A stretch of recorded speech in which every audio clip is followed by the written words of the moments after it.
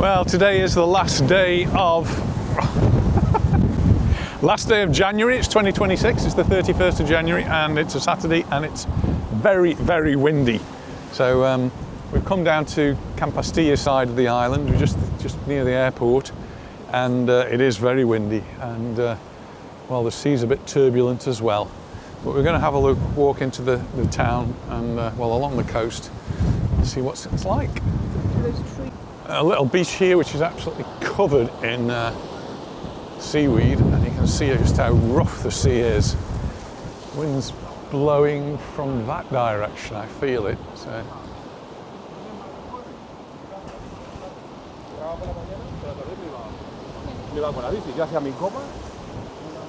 You can see the island over there where the waves are crashing against it. Do you remember all those horrible smelly things that were on the beach up on yeah. the island? With the jellyfish? Jellyfish.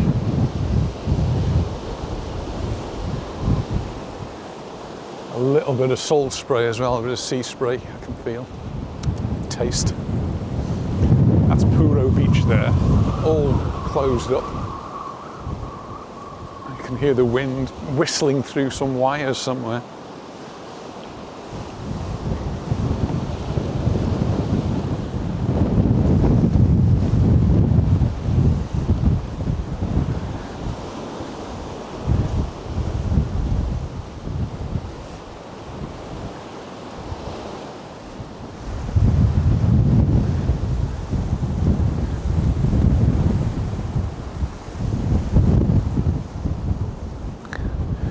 We've been into Palma this morning, and in total saw 5 fire engines with blue flashing lights on, and it's not that there's any fires. I think it's trees that have either blown down or branches that have blown off, and they've had to go to that. This is how windy it is.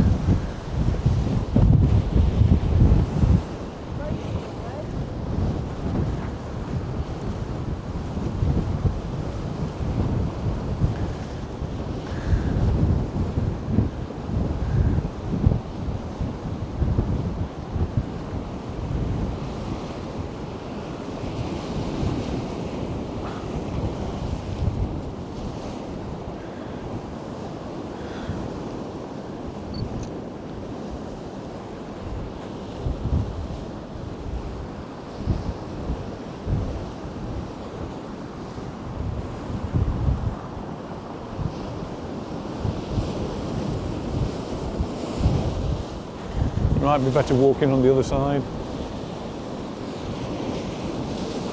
It's not that we're getting wet here, it's just the force of the wind. Never know what's going to happen.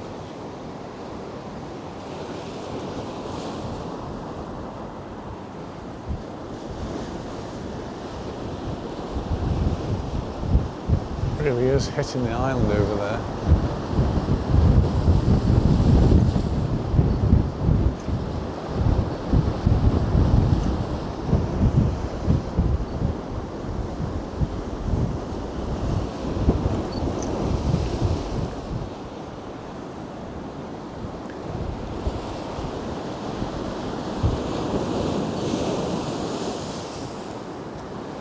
The great thing is the wind is blowing on my back, so even though the waves are coming right up, none of the splashes get to us here. Some really big ones now.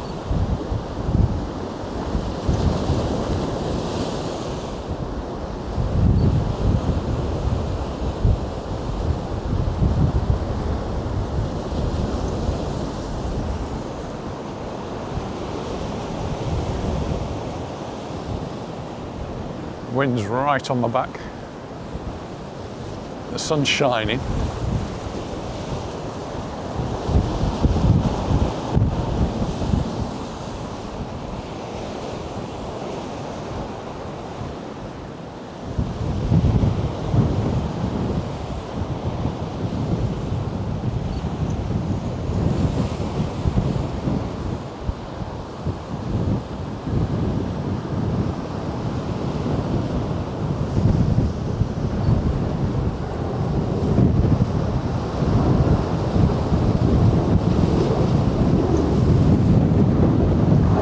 There have been some flight cancellations as well, and some flights have been diverted from Palma just because the waves are so powerful. The wind is so powerful. But just here we're watching the aeroplanes taking off, landing. Must be back into normal service.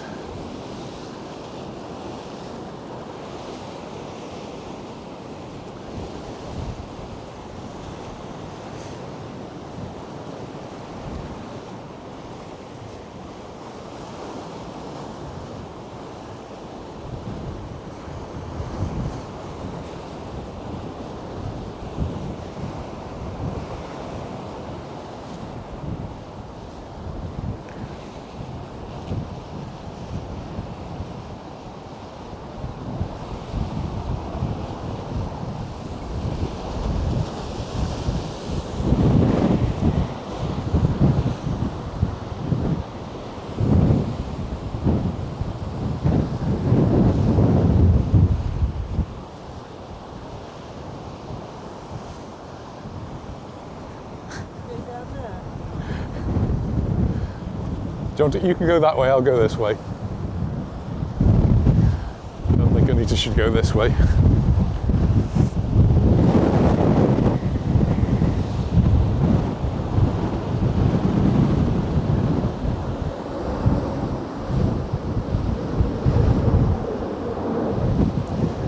Does feel a bit wet down here.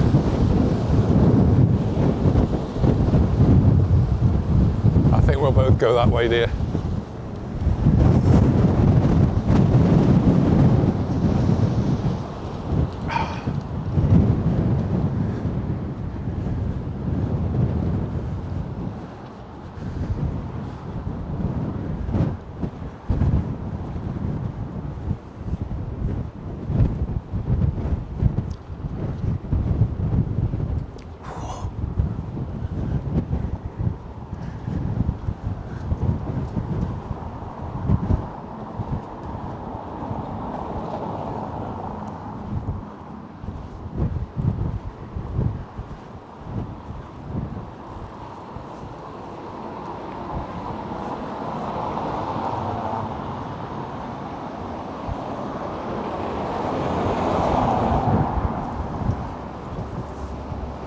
Amazon man doing his deliveries.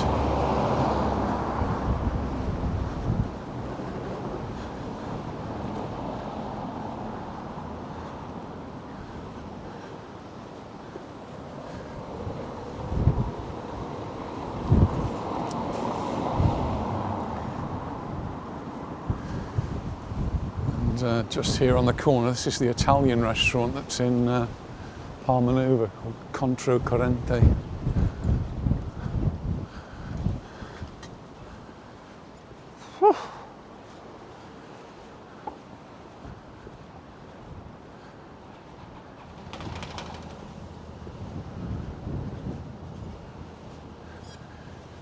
This is Cala Estancia, and here It's a different world, isn't it? it's a different world. It's quite calm in here. The sea wall's doing its job.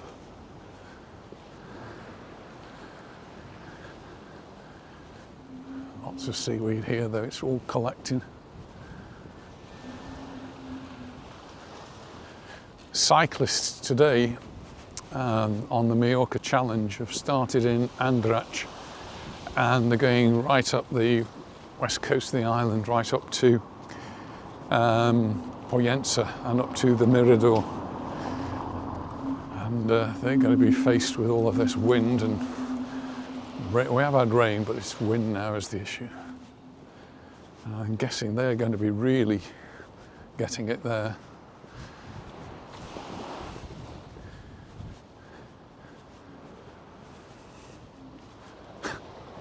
It's quite a contrast, isn't it? Not really.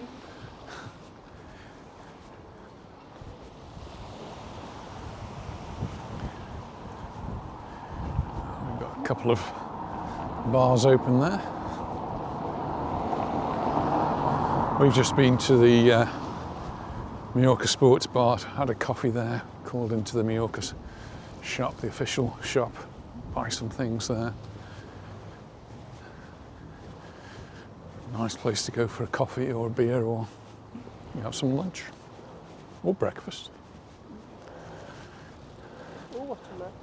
Or watch a match. They actually got some of the skiing on today.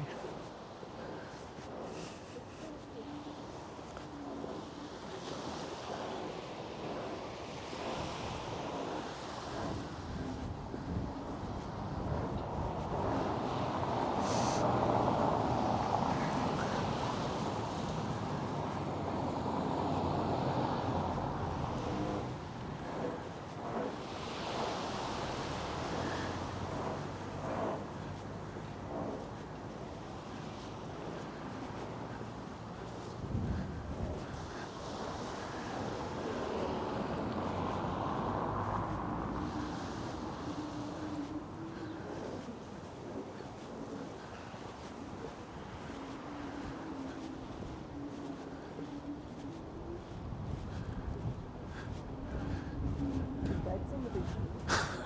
Can't believe they got some beds out. I think they might be ones they forgot to take away.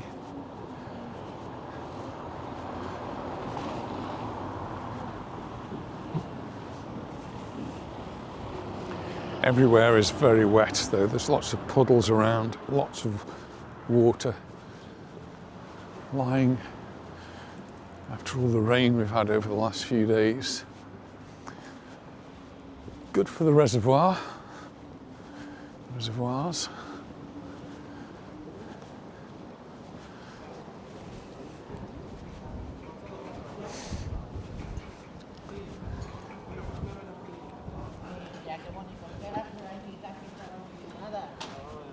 A ver, siempre está igual. Y ahora las caderas no hay que entrar otra vez. Lo pones para que haga su necesidad, pero da igual a otro. Por todos lados, ¿no? No va la arena, ¿no? No, la gira por otro lado.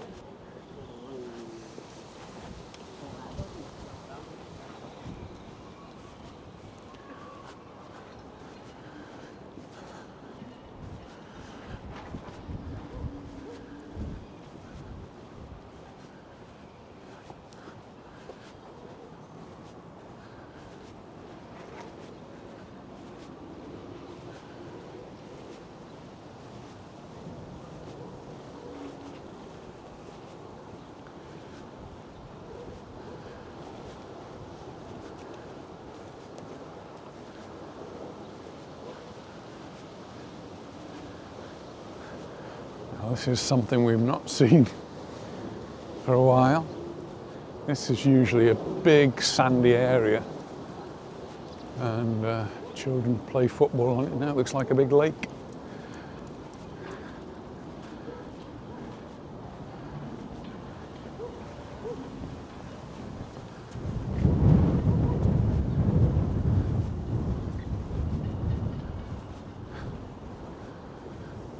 Got a few surfers out. I'm not sure this is the best place for surfing today. I think there might be beaches elsewhere on the island. I think maybe even Calamayor is going to be a good one. I'm talking about 2 or 3 metre waves there. But you've got the wind surfers and the kite surfers having a whale of a time. And I think further down the coast there's some waves as well.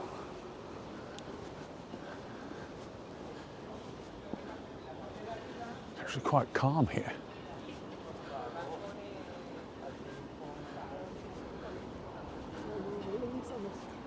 Yeah. One palm tree that's been suffering from a little bit of wind damage. And that's, I think, what the bomberos, the firemen, were out for this morning. Just checking all of those things that aren't going to fall on people. I've read of a palm tree, at least one palm tree that got blown down and somebody injured.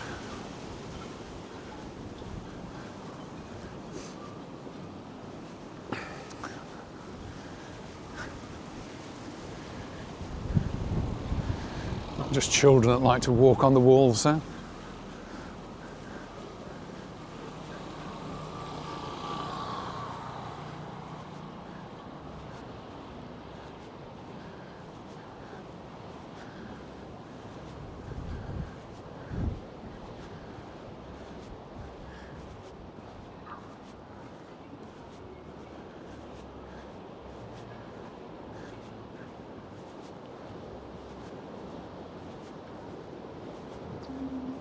Quite nice out of the window, actually, isn't it? Just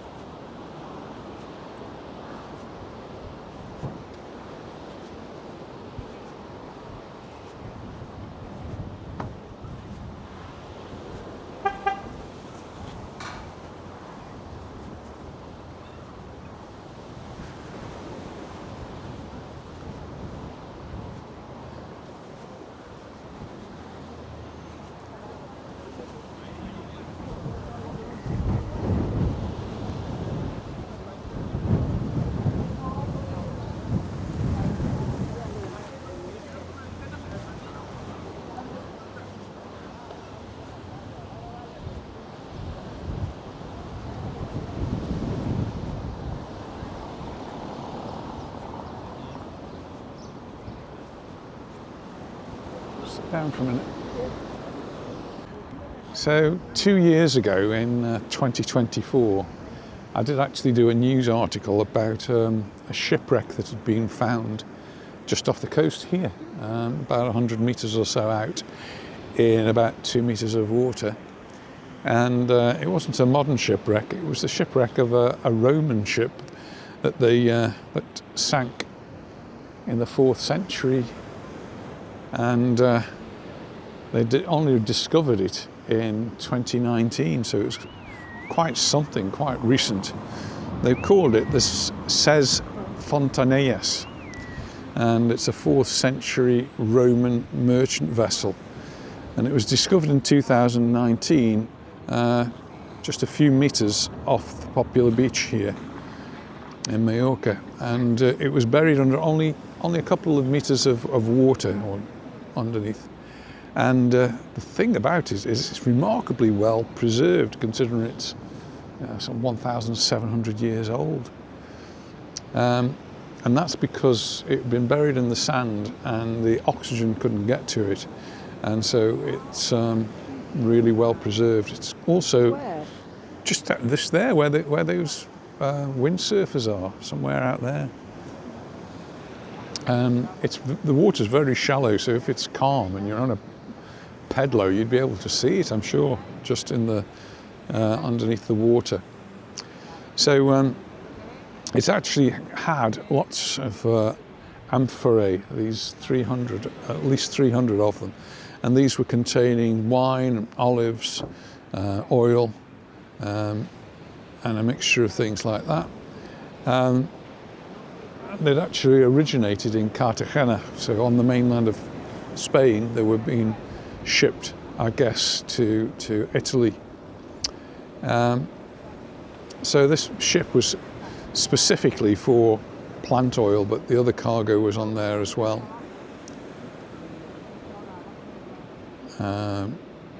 They've actually found shoes and carpenter's equipment on the ship, as well as these jars. Some of the jars had actually got labels on them that they could read. It was that well preserved.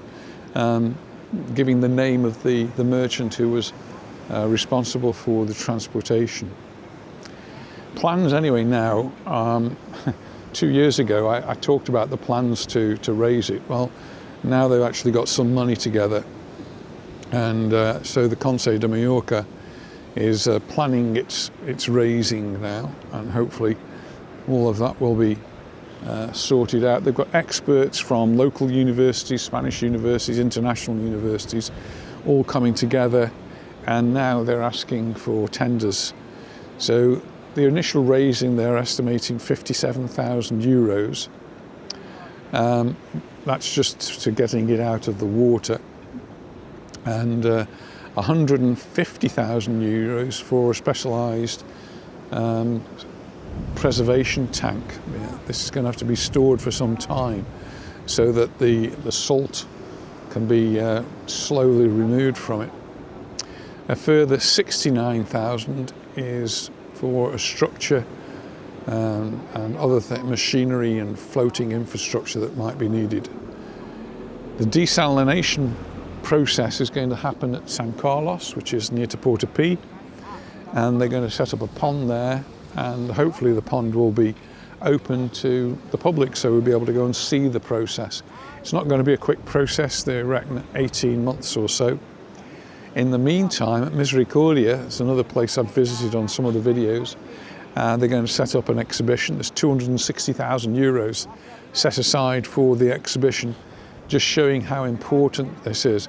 The important really is the fact that it's so well preserved, and they've got so much information about this particular ship, because the labels and the writing on the jars that have been taken away already are so well preserved and easily read. So the goal then is a comprehensive project, and it's going to be called the Arqueomallornauta. I can't even say it. It's a really tongue-twisting name they've given it. I'll have another go. Arqueomallornauta. I think that's how you're going to pronounce it. And that's going to ensure that the ship is not only preserved for scientific use, but ultimately displayed for the general public. So it's something I'm really quite excited about, and once they do actually get these tenders in place, we'll come back and see what's happening. It'll be our Mallorca's answer to the Mary Rose, and it's not going to be anywhere near as big as the Mary Rose, but big is it? It's not that big. It's only, I don't know. I've got some pictures of it, so we can have a look, and I'll perhaps put those at the end so we can see what it looks like and see how big it really is. It's got 300 jars on it. I suppose that's not huge. What caused it to be shipwrecked? I don't know. I don't know why it was shipwrecked, but I guess when they bring it up, they might find out a little bit more, but maybe it was just a storm like today and it got knocked against a rock, or it got too much weight on it. Anyway, we'll find out. And somewhere out there is where it is, and where all those windsurfers are. They're gliding over the top of it. And one of the main reasons they want to get it up is because they think that now that it's been exposed, and it's only been exposed because of a storm, that it might get more damage to it and would be lost forever. But if they can perhaps during this summer get it out of the water and protected and preserved, then it's really quite exciting. It's really quite hard to believe that something can be out there for 1,700 years and nobody actually found it, nobody saw it. Surfers going out. That's a young girl, is it? Oh, she's got no shoes on. Oh. Definitely not for me. We didn't know.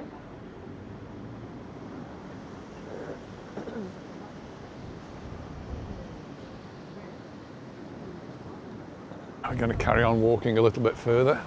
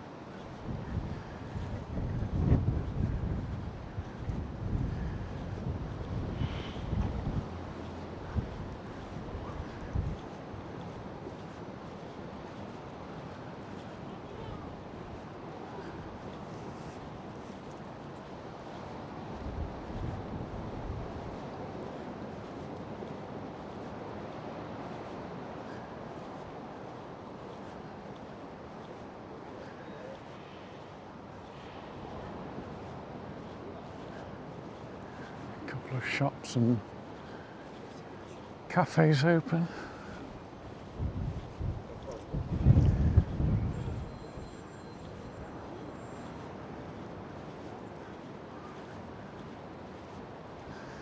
The El Cid looks as though it's got terrace furniture out.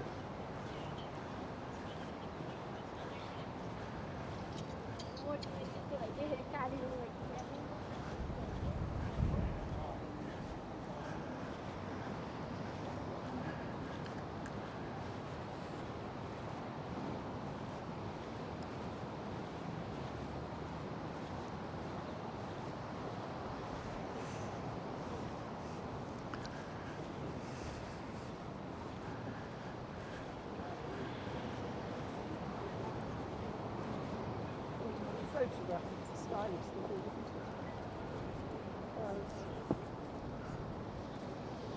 Yes. Yeah.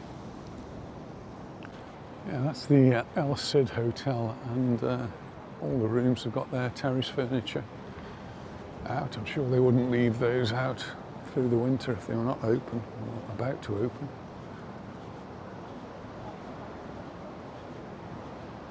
And the curtains are drawn there. Some are open at the top there.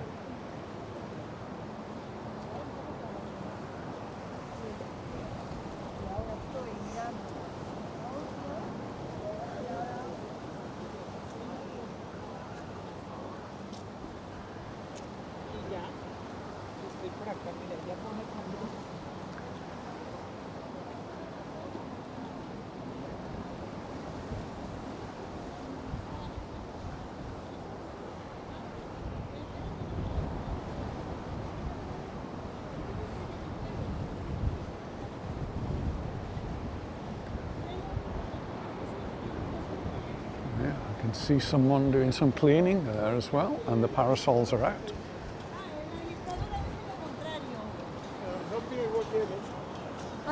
que uno dice...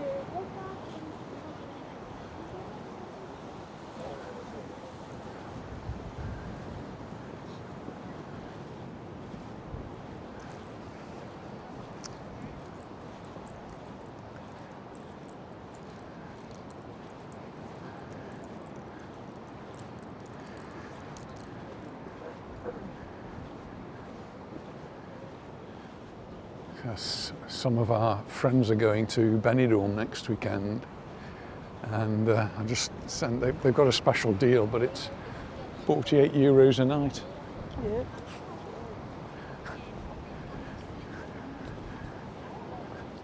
Seems very cheap.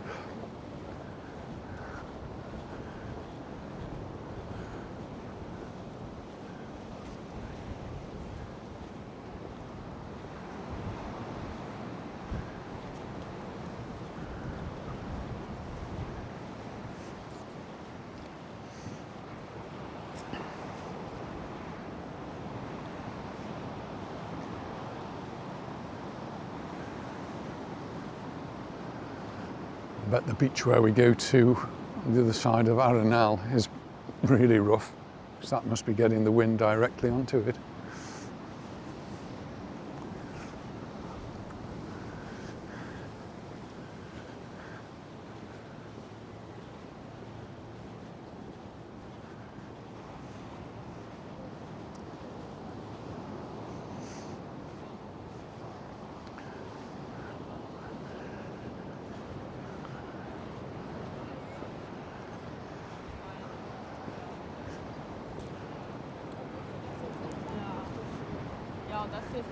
Actually put some blocks here now. In some parts they've done away completely with the wall. The business owners were saying the sand was blowing in, so we've got some blocks along here. I wonder if that's what they're going to do in the other parts.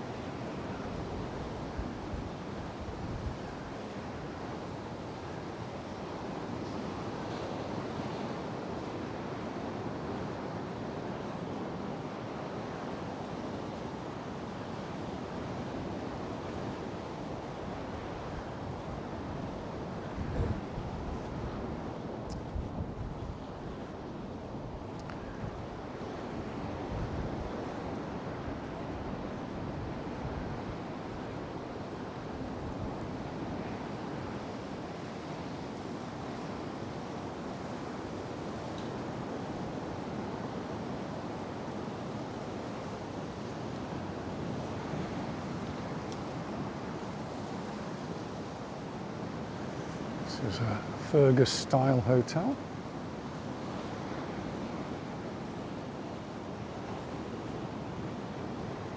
It's open.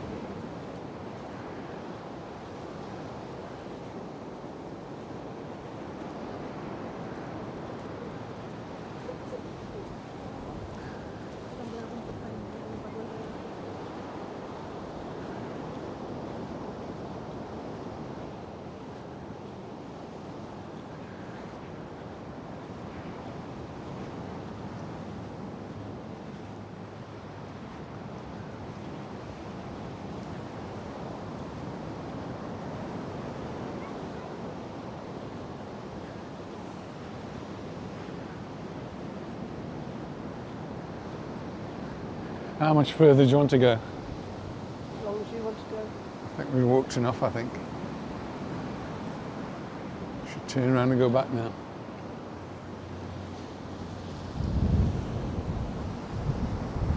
You want to walk on the other side? It'll be a little bit less windy there, I think.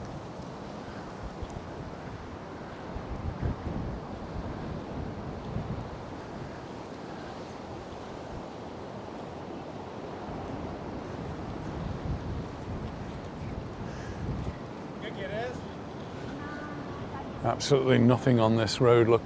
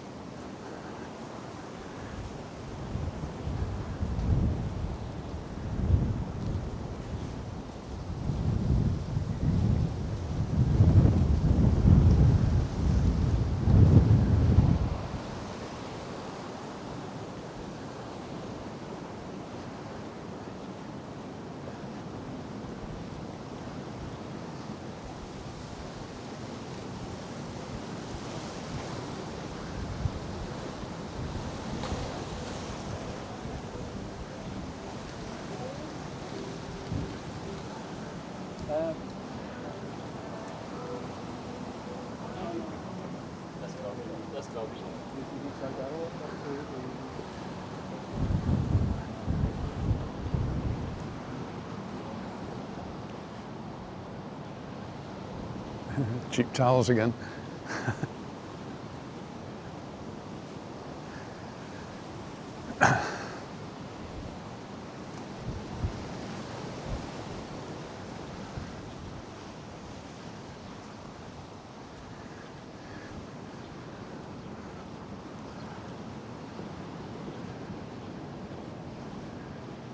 $16.95 for paella.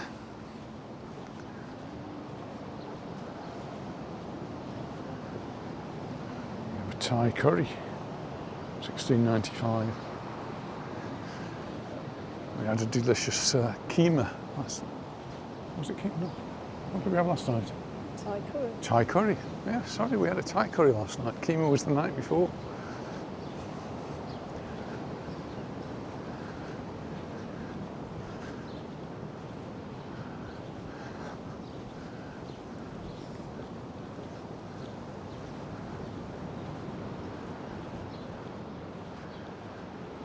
It's just after 2 o'clock. I'm just seeing if the pharmacy's giving us a temperature. It was 16 on the one I saw a bit earlier. This one's not. Oh, 18 on that one it says. It is in the sun, so I'm not sure I'm going to believe it. But 16, between 16 and 18 probably sounds about right.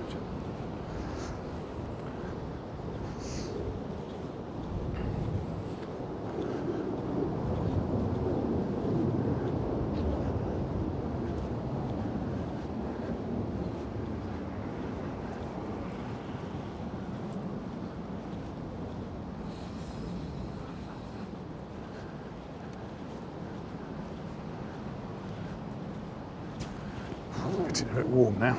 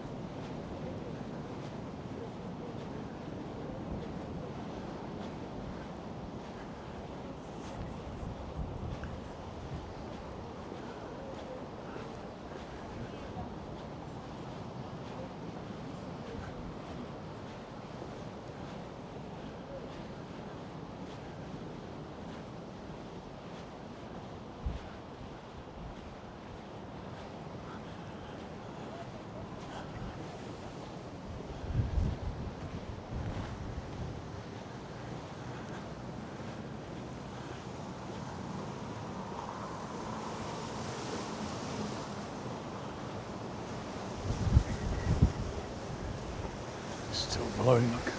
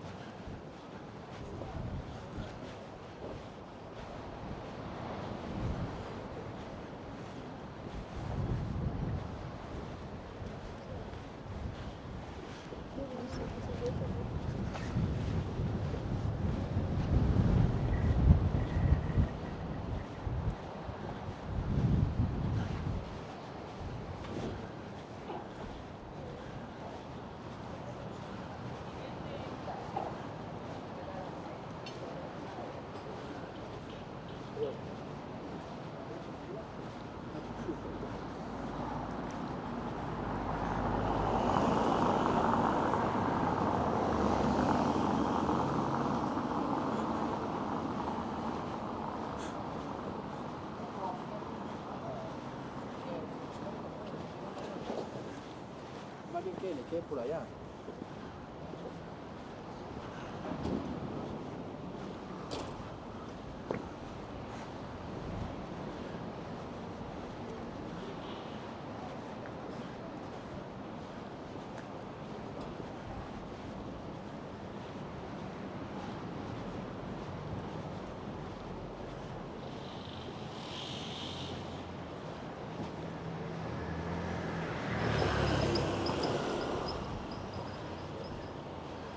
Go back that way. Do you want to go back that way? Yeah.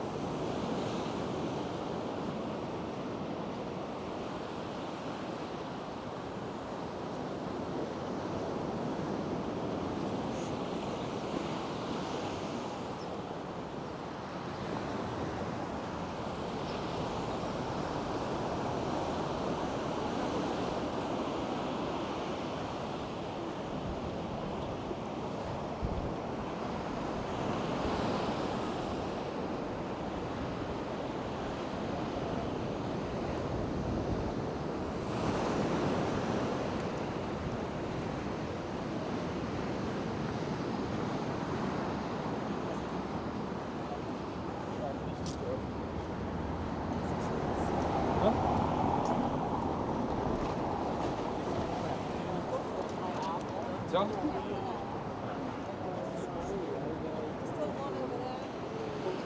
¿Qué tal, Carlos?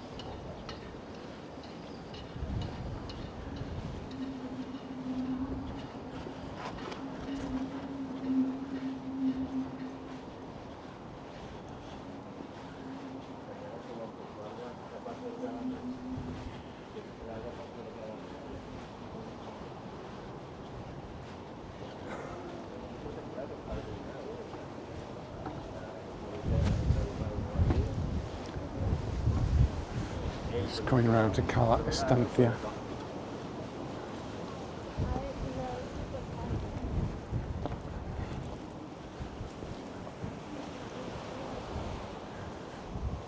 Shall we finish here? We're nearly back at the car now. Well, it's been kind of a blustery walk. Got some wind through our hair, and we're going off to do some shopping now. So thanks for watching. I'll see you in the next one. Bye for now. Bye. What if you could find a perfectly preserved time capsule from the 4th century Roman Empire? Not tucked away in a museum, but just sitting under the waves. Well, today we're doing just that. We're unpacking the secrets of an ancient shipwreck that is literally rewriting what we know about Roman trade. Okay, so let's set the scene, because the location of this find is just wild. It all starts in 2019. And take a look at this map. The wreck was found only about 65 meters off a major tourist beach in Palma, Majorca, in just 2 meters of water. I mean, an ancient Roman ship was hiding in plain sight right next to a modern airport and all these bustling hotels. It's incredible. Now, because it was buried in sand in such shallow water, the ship, which they named Ses Fontanelles, is one of the best preserved Roman wrecks ever found. And that level of preservation means we can go way beyond just admiring it. We can treat it almost like a historical crime scene.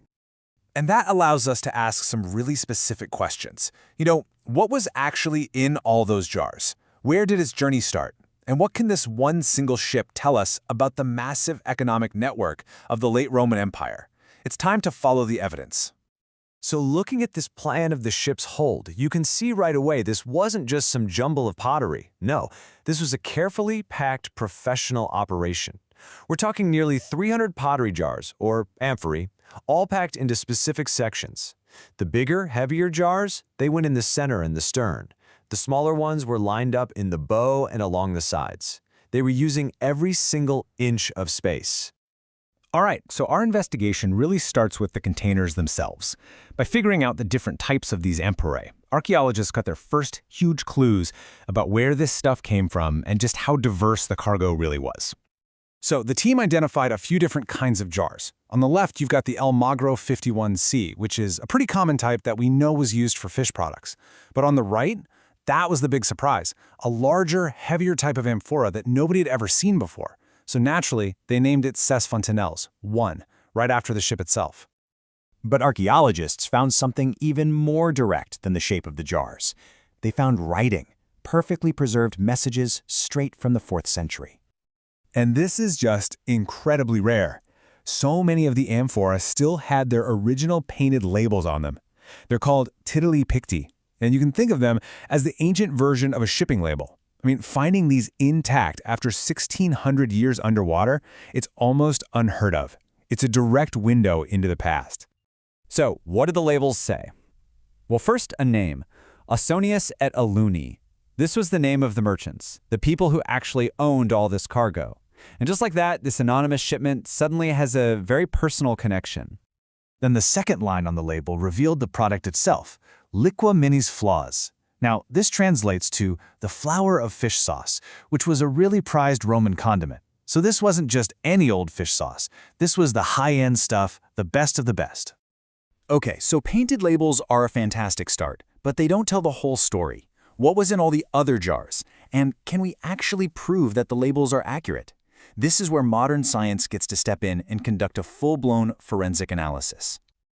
The research team used what they call a multi-analytical approach. It's pretty cool. First, they analyzed organic residues to find chemical traces of what was inside.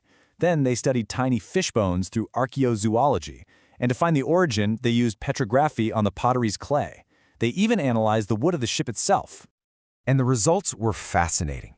The Almagra 51C jars, the ones labeled Liqua minis floss, yep, they had anchovy-based fish sauce, along with some traces of wine. The brand new Ses Fontanelles eye jars, they held plant oil, most likely olive oil. And the flat-bottom jars contained wine or vinegar, which might have been used to preserve the olive pits they found inside. The archaeozoology got even more specific. Turns out the fish sauce was made almost exclusively from European anchovy. And get this level of detail. They were able to measure the fish and found this incredibly consistent size range, between 7 and 12.5 centimeters. This wasn't just a random catch. This was a targeted, industrial-scale fishing operation. So we know what was in the jars, but where did they all come from? Well, to figure that out, scientists use petrography. The idea is that you can analyze the unique mineral makeup of the clay and then match it to a specific region. It's just like a geological fingerprint. And those geological fingerprints for the main cargo, they all pointed to one place, the area around modern-day Cartagena in southeastern Spain. So now we have the starting point of the ship's entire journey. Okay, with all of these forensic clues, the merchants' names, what was in the jars, the point of origin, even the packing materials, we can finally start to piece together the whole story of the Seis Fontanel's final fateful voyage. So the story begins in Cartagena. This is where hundreds of locally made jars are filled with that high-end fish sauce, oil, and wine. Down in the hold, workers are wedging bunches of grapevine shoots between the jars to cushion them and keep them from breaking. Then they seal the jars with cork stoppers and waterproof them with pitch made from pine trees. The ship sets sail, but its journey is cut short, sinking right there in the Bay of Palma. And the analysis even looked at the ship's construction, which revealed some incredible Roman engineering. See, they didn't just use any old wood. For the big structural parts like the ribs, they used pine because it's flexible and light. But for the small pegs and joints that hold everything together, the parts under the most stress, they specifically chose much harder woods like cypress, olive, and laurel. Just brilliant. So why does this one shipwreck, found completely by chance off a tourist beach, matter so much? Because it's not just a pile of old pots. It's a perfect snapshot of a very specific moment in time. This single wreck is just hugely significant. It's one of the best preserved we've ever found. It gave us a brand new type of Roman amphora, and crucially, it gives us this rare, scientifically proven link between the Tituli Picti, those painted labels, and what was actually inside. It proves the flour of fish sauce was a real thing made from anchovies, and it sheds so much light on a period of Roman sea trade that, until now, we really didn't know much about. The incredible detail pulled from the Seis Fontanel's shipwreck is just this powerful reminder of the stories that are still buried out there. And it leaves you with one final thought.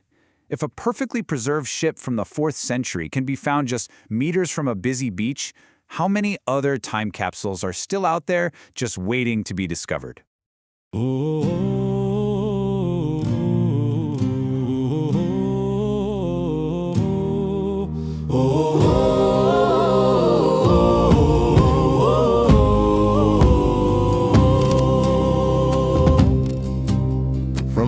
Cartagena's shores, she set her sail so wide.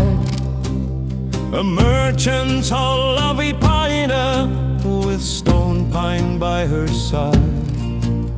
With olive, laurel, cypress joined to keep the timbers tight, to brave the Mediterranean sudden stormy night. Alunius and Sonia, their names are clearly known. In painted Tituli Picti, the labels have been shown. Oh, says Fontanelis, beneath the golden sand, just turned 50 meters from the busy, crowded strand. 2 meters deep on where tourists used to swim, your secrets rested quietly in the water dim. No oxygen could rot your ancient wooden frame. For 17 centuries you stay just the same. 300 amphorae were packed within your hold, with acalicum in its flows, the fishy liquid gold. Oil and wine and olives, preserved and kept so fine, cushioned by the padding of the grapevine. An oil lamp with Eve, Diana's it moonlit pagan face, while a Christian symbols it marked the seals in that ancient place. Of carpenter's bow drill, the first of its kind in Spain, and leather shoes that walk through both the the sun and rain. A summer storm in July brought you back to human sight, churning up the seabed with its sudden crash in might. Now they'll phrase you from your salty sandy bed to Sant Carles Castle by the expert diver sledded. 18 months to wash the heavy salt away, for every citizen to see you on exhibition today. Oh,